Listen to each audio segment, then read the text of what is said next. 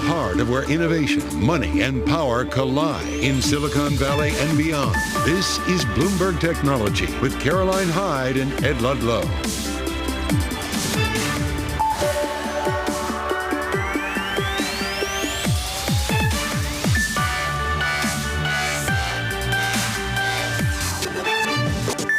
Live from New York and San Francisco, this is Bloomberg Technology. Coming up, TSMC's US plant yields surpass that of similar factories in Taiwan. What that means for the US chip ambitions.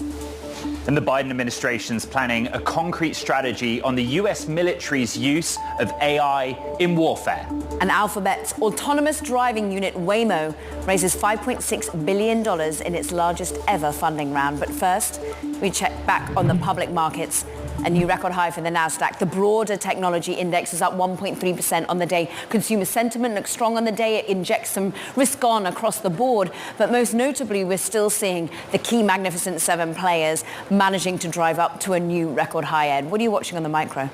Well, I want to get to that breaking news from this morning about Waymo raising $5.6 billion, its largest ever round. It was a Series C, and remember, Waymo is the autonomous driving unit of Alphabet, the parent of Google. Alphabet's leading the round, and actually, I'm not drawing a direct causal link, but the stock did push higher after the open when that news hit. Later in the show, we'll bring you the full details of the round, because some really interesting names in the world of finance participating in it, and a lot of attention on autonomous driving right now. Elsewhere, our top story is TSMC. The basics of what Bloomberg's reporting is that its first US chip plant in Arizona has achieved yields that surpass that of equivalent plants in its domestic home of Taiwan. An important political story, an important industry story. These are the ADRs of US listed shares, up almost 3%. Caro, more details. Yeah, let's get to it, because as you mentioned, just the nuance there of the yields in the first plant in Arizona that are surpassing similar factories back home. It's a significant breakthrough, many feel, for a US expansion project, initially plagued by delays, by worker strife. Ian King joins us for some of the backstory on this, because it was hard to get to this position that they're currently in. Yeah, there was several reports. There was labor issues. Can they really do this outside of their home base? Is this big bet that the US government is making on, a foreign company to bring them to the US where they really haven't done very much in the past? Is that all going to work out? And what TSMC and our sourcing is indicating is, well, yes, it is working out. I think it's worth explaining to the Bloomberg Technology audience what yield is and why it's important. I've had a go at it, and we'll bring the definition up on the screen. But it's basically the volume or number of usable chips in a batch. And that's super important when you think about profit and efficiency. Yeah, I mean, the key phrase here is production yields. That means basically if you don't have production yields, you shouldn't be in production. You are losing money on what you're doing. How many of these things do you have to throw away per production batch? Because you have to throw away a lot in the early stages. What they're saying here is, hey, we've got through those early stages perhaps quicker than had been expected, and we're in a good position. In a good position. What then is the ramifications for the US focus on bringing production to the United States? Are we going to see yet more TSMC production? Are we going to see yet more money coming from the federal government? I mean, there's no doubt that given the landscape, that is what the US government would want from TSMC. We've got Intel, as we know, having problems. We've got Samsung, as we know, having some issues with its foundry business. So if we want this production in this country, then TSMC has to be the leading vehicle for that.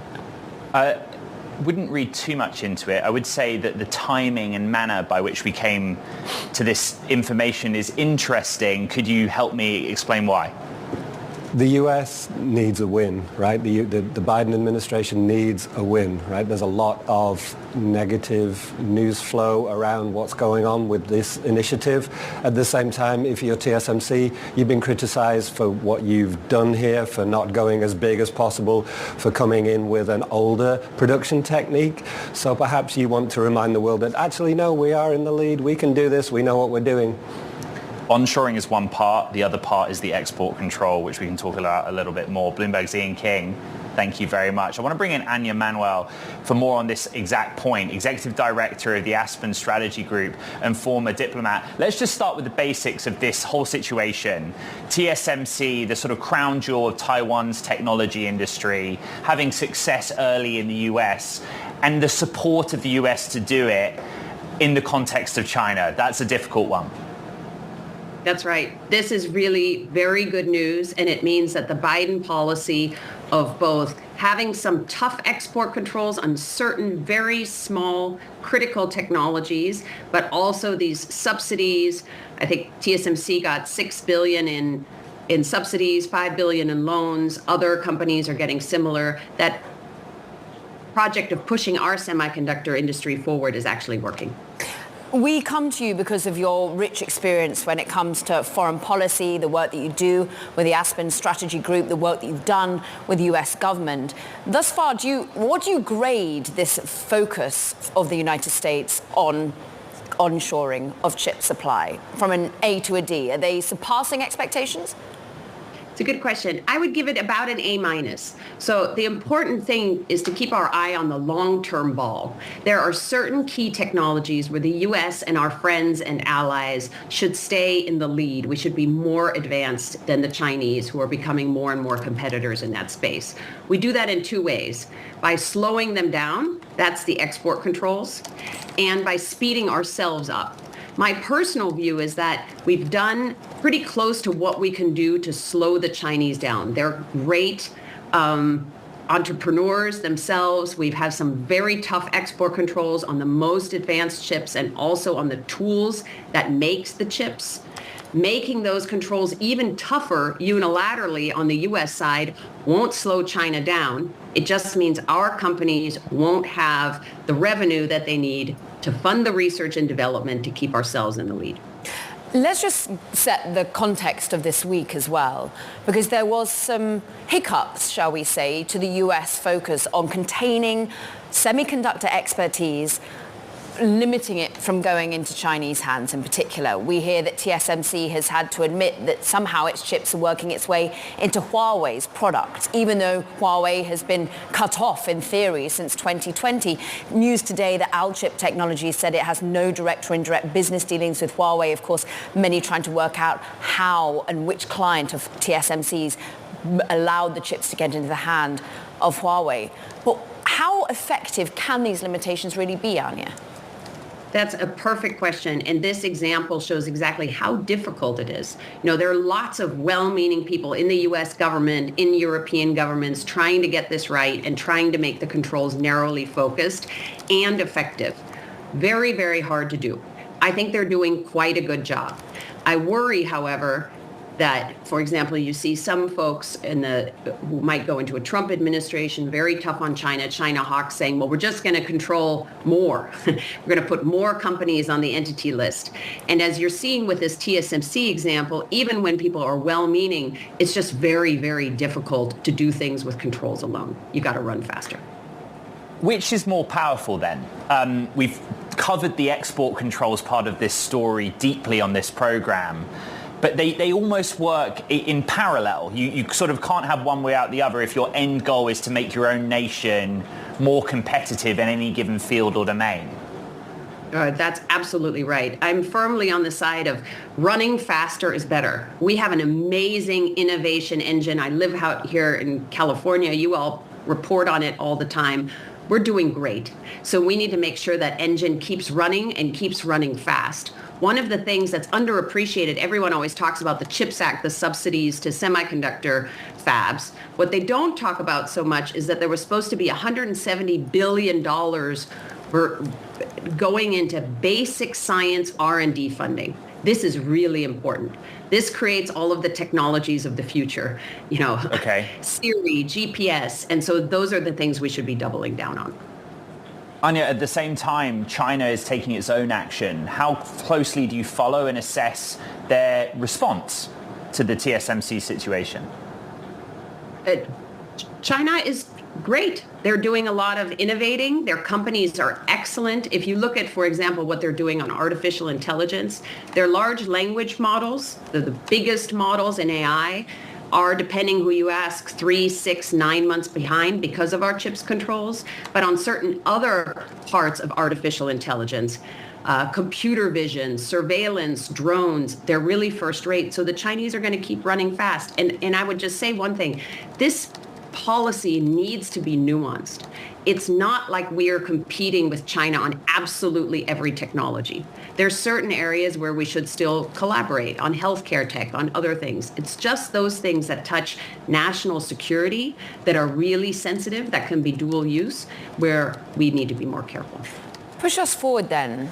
No matter what the administration after November 5th, 6th, will there forever be this idea of tension and ultimately opposing nations between China and the US when it comes to AI? Do you see any grounds for a more dovish approach? Yeah, I do think we are entering a phase where the Chinese government, led by Xi Jinping specifically, has said they want to advance in certain technologies, AI, semiconductors, 5G, 6G, certain others. They've set this out in the plan. And they want to have a very dominant military. And those two things are quite worrying, understandably so, to the US, Europe, our friends and allies. And so I do think no matter who wins our election, this part of the technology race, and I don't call it a war, I call it a tech race, is going to continue. This is a big, long-term push that's going to continue. That doesn't mean, however, that the US and China can't do business together in lots of other areas. When I see companies in the consumer sector and agriculture and other places still doing a lot of work with China, it doesn't mean that there has to be a complete decoupling. Nuance, we love it. Anya Manuel, thank you, Executive Director of the Aspen Strategy Group. Coming up, how the UK Prime Minister is looking to win over skeptics with a plan to lead on, you guessed it, artificial intelligence. That's next. This is Bloomberg Technology.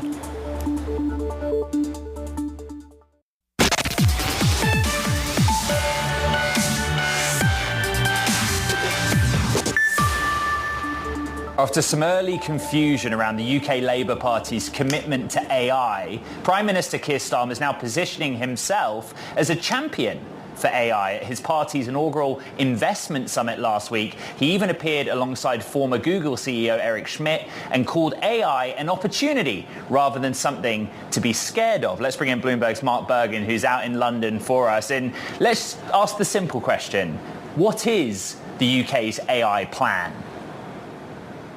Well, we don't know it yet. In our story today, we talked to Secretary Peter Kyle, who's the Secretary for Science and Technology, runs the department here. He said they're coming out with twofold strategy. One is this opportunities plan where they're going to be using AI both for, they talk about for improvements in the public sector and for the private sector. And we've seen a little bit of that in the public sector so far. The second part is they promised a legislation around AI. And what he told us very explicitly is we are not going to go as far as the EU have. They basically said the EU it's kind of overreached on AI, over-regulated in a way. This is an opportunity, one of the silver linings for Brexit, if you will, for the Labour Party, which stood against that, obviously. And they've given kind of two rough commitments to the AI bill. One is that the AI labs are going to have to make their voluntary commitments they made last year, made those into law, and he's going to have a new agency to kind of monitor and enforce the safety and criteria for these frontier models like OpenAI and Google. Peter Kyle, though, the UK Science and Technology Secretary, rather upended everyone, though, earlier by having to, it seems, nix a couple of very important investment areas into ultimately compute. And I'm interested as to how he's tried to navigate that a little bit more and educate as to why he did it. Yeah, that's correct. That was kind of shocking to a lot of investors here. And so that was a project in Scotland, one of the country's very few kind of these supercomputing projects. His explanation from that and the Labour Party's explanation is that the prior government promised this money without allocating the funds. They are in a big fiscal hole that they're trying to fill, among other things, discussing the possibility of capital gains tax and some measures that the tech community is very afraid of and doesn't want to happen. I think certain people we've talked to around the Labour government who advise them admit that was sort of clumsy handling of that. But right. He told us that they're reevaluating the computing budget for the country. Mark, You cover venture capital in the UK and Europe. What does the VC community say right now? What is the amount of money going into AI and AI innovation compared to the US and globally? Yeah, I mean, it's small. And there's a concern that the UK is losing its footing to France, which has invested quite a bit, and the government has been working to prop up that industry. There's a concern that the efforts, not just of say pension funds moving into VC, but government research project. I think the other side of that is that they're defenders of the government that are saying they're much more realistic. We had Rishi Sunak, the prior prime minister, talking about the UK being a science superpower, having Elon Musk on stage, some of those things that maybe weren't realistic for the UK to be. Caroline and I have some experience in reporting on the UK government, and in the context of things like AI, they often add in many buzzwords and political words like efficiency, some of which we've mentioned in this conversation. But are they actually acting with the private sector? Not just the VCs, but you cover the startups too, right? They need kind of some relationship there to move forward. Yeah, I think the term we heard a lot was it's a wait and see. I think right now they're certainly having conversations with the startup industry. They're the choice few sort of AI startups that are promising that are being involved in conversations. But I don't think we've seen a lot of evidence of them either being drawn in as government contracts or partners. But that's something that, at least in lip service, they're talking about a lot. We want to thank you, Mark Bergen.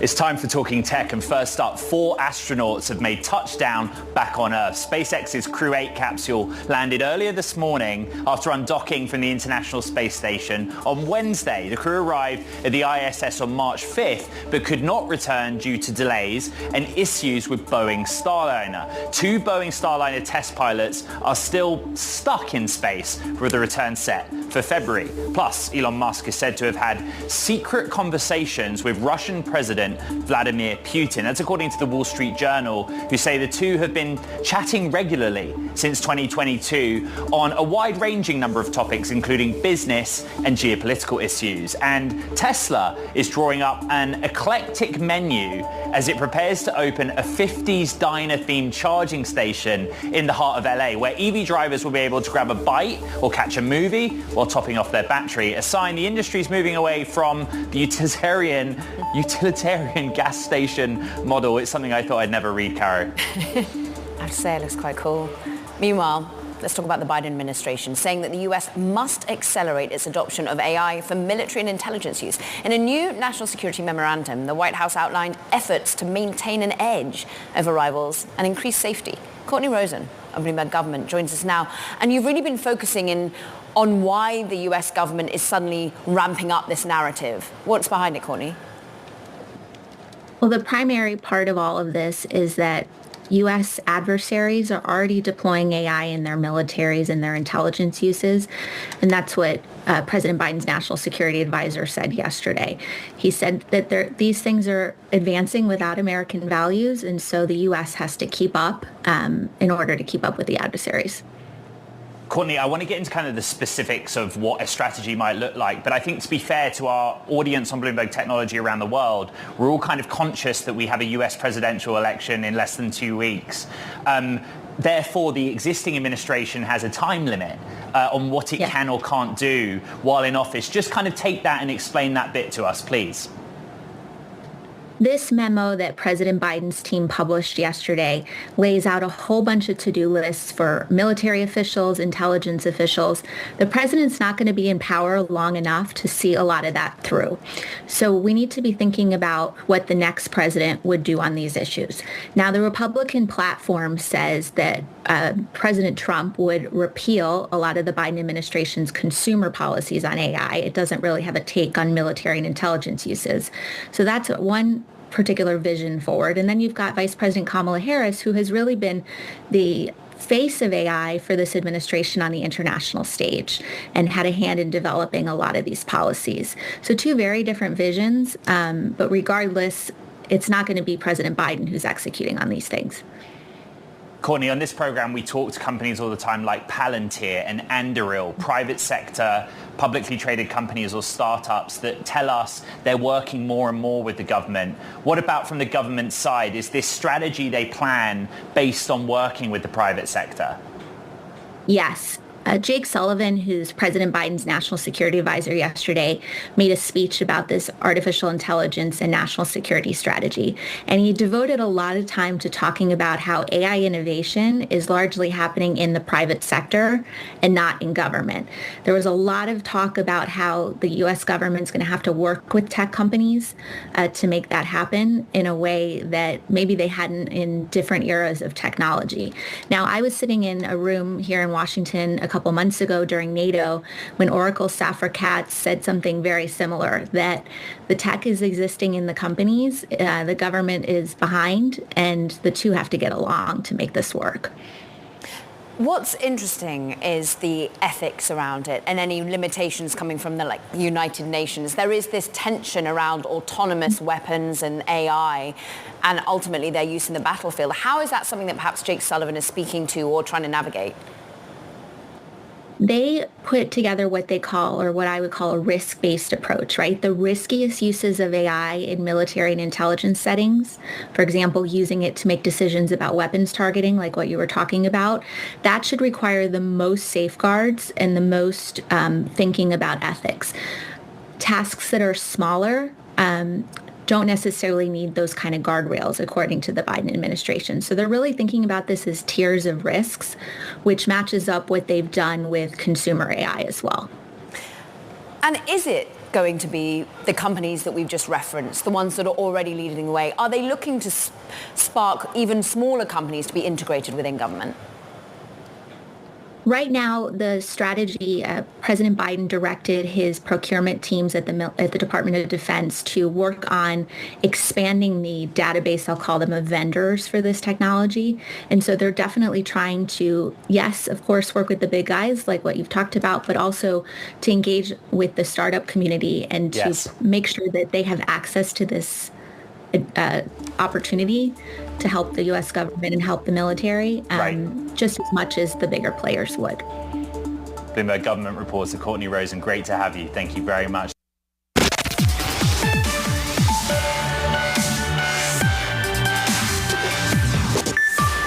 Welcome back to Bloomberg Technology. I'm Caroline Hyde in New York.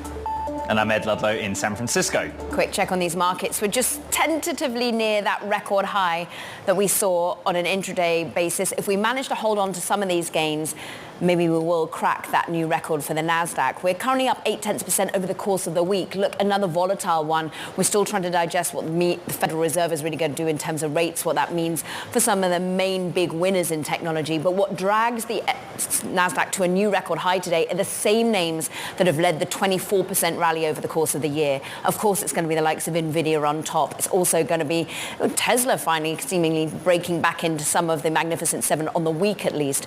But you've had a number of the key names outperforming. We're up 0.9% on the week and a lot more of that on the day, Ed. But we've got a lot more when we're digging into individual names. I want to shine a light on what's happening with Apple, because we're down on the week, but we've been up on the day. But notably, you're drawing attention to one key analyst report. We want to get into what KeyBank is saying and why they think some of Apple's analysts' views on Apple are just too optimistic. Investors are betting too much on Apple's growth.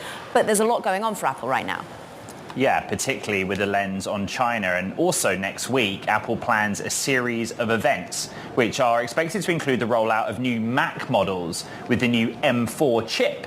Those chips are designed to support AI capabilities, including Apple's own platform, Apple Intelligence. Here with more, Bloomberg's tech editor, Dana Wallman.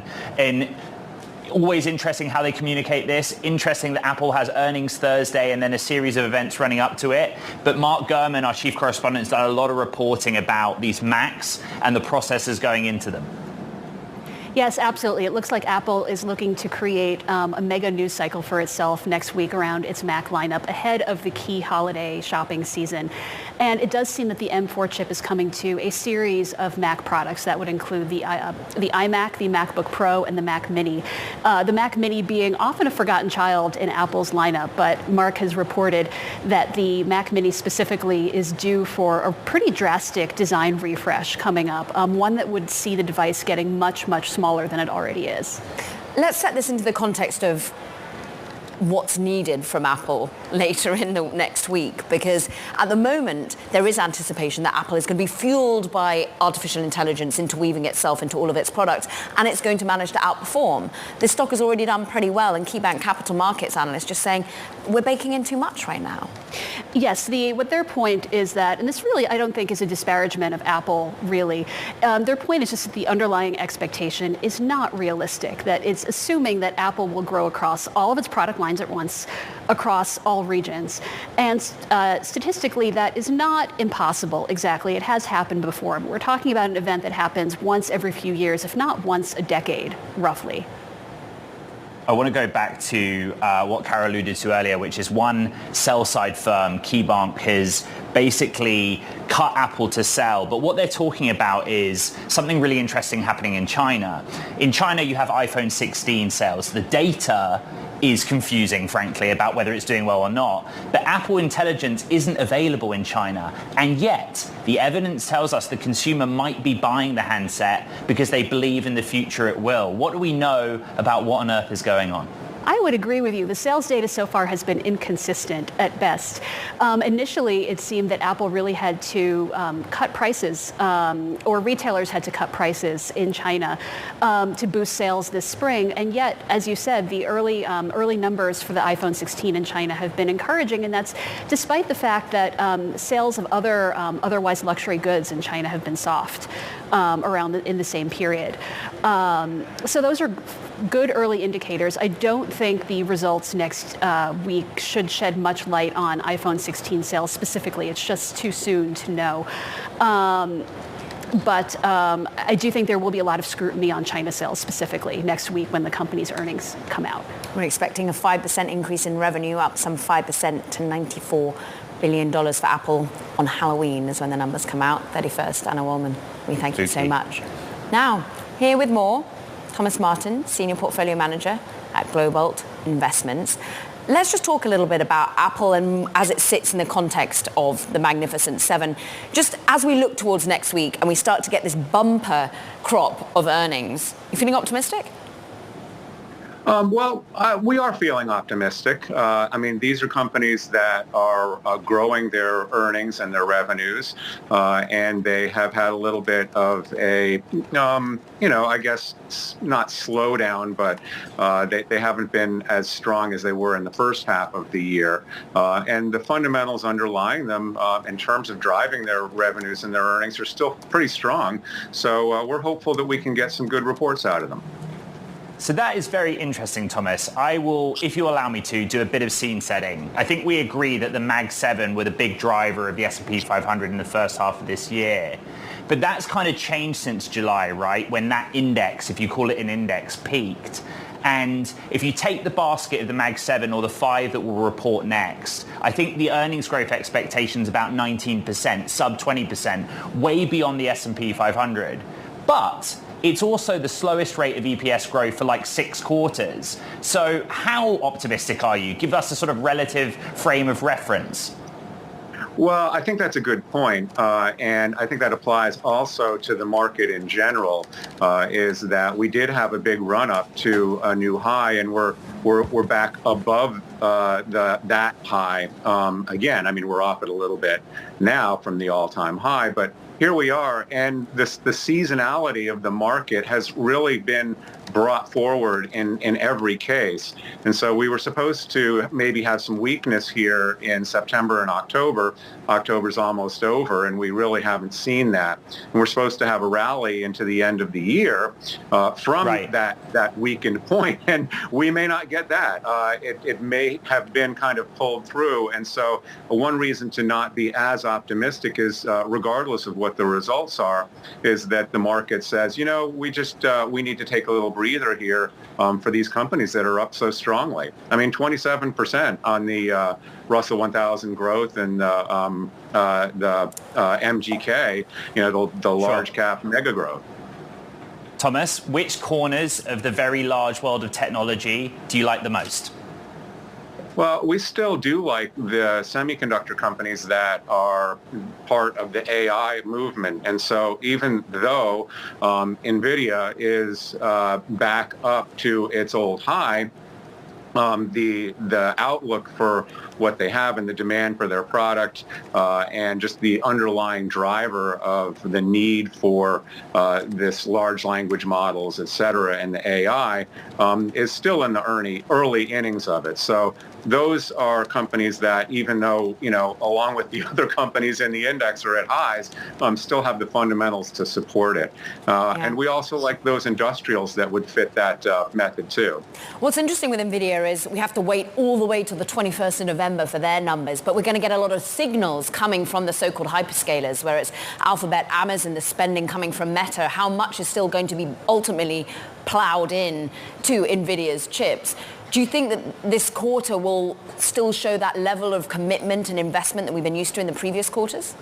Well, it will be critical, and everybody's going to be watching those CapEx numbers very carefully. I do think that it will still be there. It's too early for them to back off. And the reason that they would back off on their capital spending is if there is a slowdown in their revenues and their business and their other costs go up, they would need to cut back in order to keep the EPS growth going. But I don't think that we're at that point yet, or maybe even in the next couple of quarters. That could be a risk, though, for later on in 2025. Thomas Martin, Senior Portfolio Manager at Global Investments. Happy Friday. Thank you for joining us on the show. A piece of news, cryptocurrency exchange Kraken is set to name a new co-CEO. Arjun Sethi, who's the co-founder of the venture firm Tribe Capital, is set to lead Kraken alongside current CEO Dave Ripley. Kraken's been expanding into new product areas and considering a final funding round before a potential IPO offering. All of that, Caro, according to a Bloomberg source. One to watch. Meanwhile, let's stick with crypto for a moment, because the companies are making a massive investment in the upcoming election, of course, all in an effort to ensure politicians take the industry more seriously. Bloomberg's Tim Stenovic has more on the growing impact it's having on races across the country. Crypto's involved in the U.S. election cycle like never before. Campaign donations have poured in, supporting politicians more friendly toward the industry and opposing skeptics. Crypto backers have directed more money to support their industry than any other interest group. Leading the way is the super PAC Fairshake, which backs Republicans and Democrats as long as they back crypto, and attacks members of both parties who don't. It's raised more than $160 million. At the company level, Coinbase leads the way, followed by Ripple and then Andreessen Horowitz. When added up, crypto donors have given more than $190 million at the federal level. Coinbase is predicting political financing will translate to regulatory results. I think there's no question about it. We are going to see a pro-crypto Congress emerge, regardless of the particular outcome in individual races and, of course, the outcome in the presidential race. In the presidential race, former President Donald Trump said back in 2021 that Bitcoin, quote, seemed like a scam. Now, he's become crypto's most high-profile proponent. This afternoon, I'm laying out my plan to ensure that the United States will be the crypto capital of the planet and the Bitcoin superpower of the world. The day I take the oath of office, Joe Biden and Kamala Harris's anti-crypto crusade will be over. On day one, I will fire Gary Gensler and appoint a new SEC chairman. On the Democratic side, Vice President Kamala Harris strikes a potentially softer stance on SEC Chair Gary Gensler. Her campaign's crypto plan, though, is considered more vague. In a policy statement, which is part of the opportunity agenda for black men, it reads, quote, Make sure owners of and investors in digital assets benefit from a regulatory framework so that black men and others who participate in this market are protected. It does show that both candidates recognize the importance of crypto. As for crypto insiders, they believe the industry will outlast the election. These elections are going to swing back and forth for a while. And so crypto shouldn't be partisan. It doesn't really matter too much who's president. Crypto broadly and Bitcoin specifically, it is an unstoppable force, and an unstoppable force meeting an immovable object, there's going to be fireworks. No matter how you slice it, crypto certainly has a bigger voice in the election cycle than ever before.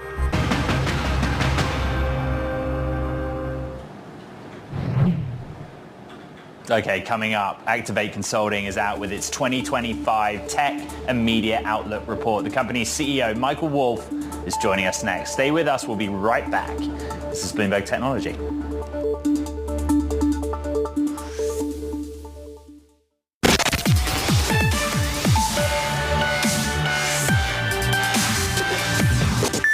Time now for our VC roundup. First up, Waymo has raised $5.6 billion from investors for its largest ever funding round. The investment round was led by Alphabet, but it included other big names, as you can see, Andreessen Horowitz, Fidelity, T. Rowe Price, for example.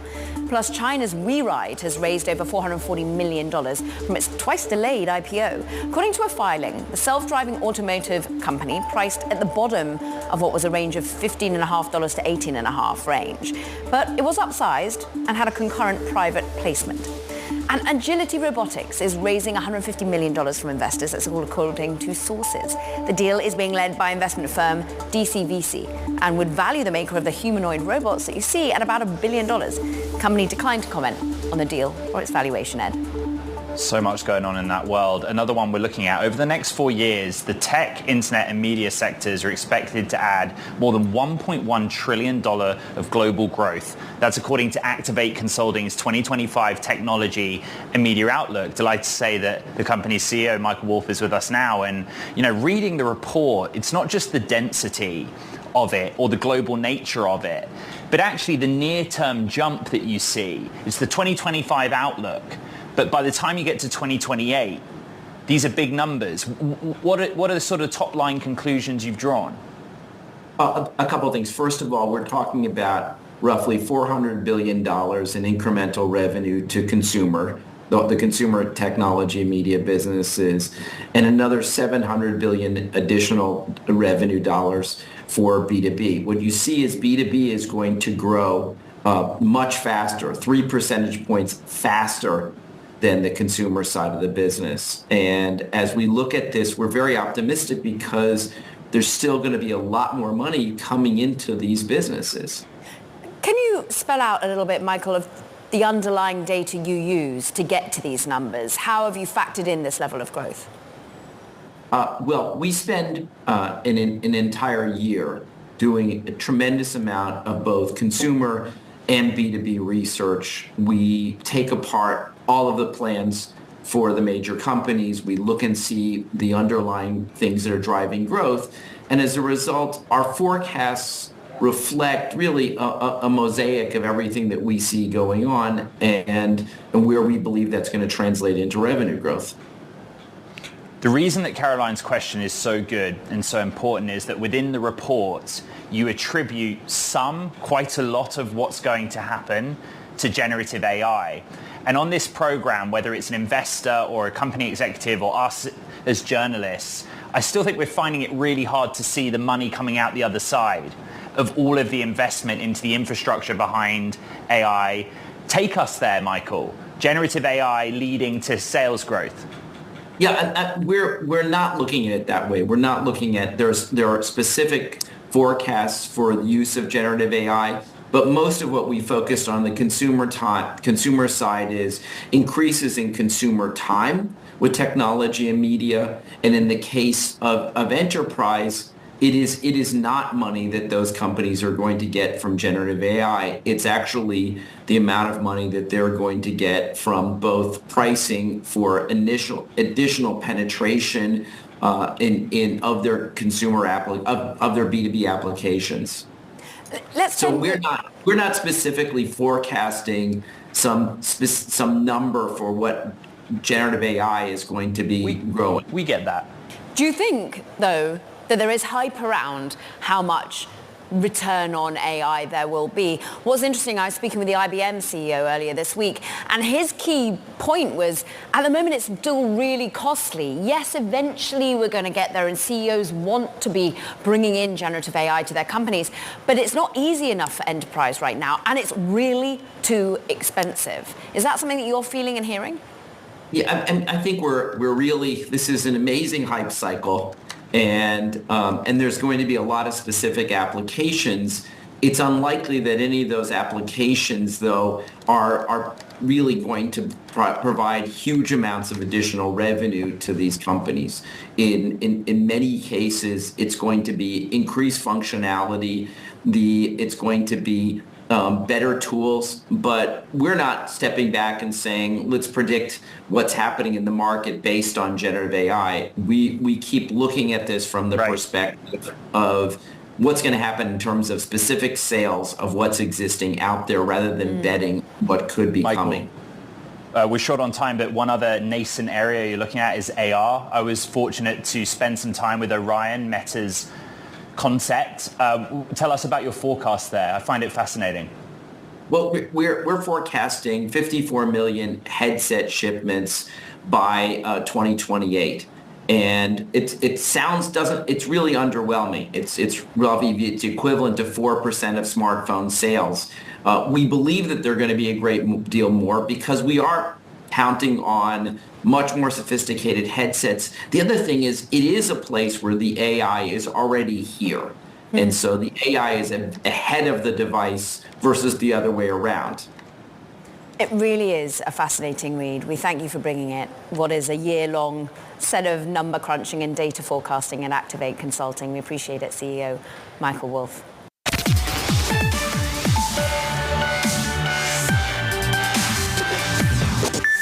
Let's get back to today's big story in the world of chips. TSMC's chip yields in the United States, what it means for American chip manufacturing at large. Let's bring in Bloomberg Intelligence senior analyst Mandeep Singh for the read on the fact that TSMC is getting some superior yields, even to where they produce back at home. What does this mean for the general demand cycle that they're seeing? I mean, look, in terms of the overall capacity, 20,000 wafers is not that big of a deal. But when you look at the fact that they are doing it at 5 nanometer, which is about 35% of TSMC's overall revenue, and TSMC, the fact that they have the pricing power is because of the leading nodes. So this is one of the most popular leading nodes. And higher yields than TSMC's own fabs, it's a pretty big deal. I mean, I can imagine, all the hyperscalers like NVIDIA, Apple, Microsoft going to TSMC because they want their latest end product to have a chip made onshore in the US. And so I would expect the 20,000 wafers to be sold out on day one if the market is to be believed that, yeah, they are ahead. Real quick, Mandeep. Oh, actually, I think we've got to leave it, but I'm glad you came on and gave us the BI take. I think the market might have priced it in a little bit. We can argue about that next week, all right? Have a good weekend. Caro. Short, sweet, to the point, but that does it for this edition of Bloomberg Technology, an important one when you're thinking of chip manufacturing here in the US. It's been a huge week in the world of technology. The Bloomberg Technology podcast is your friend. Recap there. Wherever you are in the world, have a fantastic weekend. Big shout out to the team in New York City and all the crew here in San Francisco. Reminder that on Monday, another big week starts. This is Bloomberg Technology.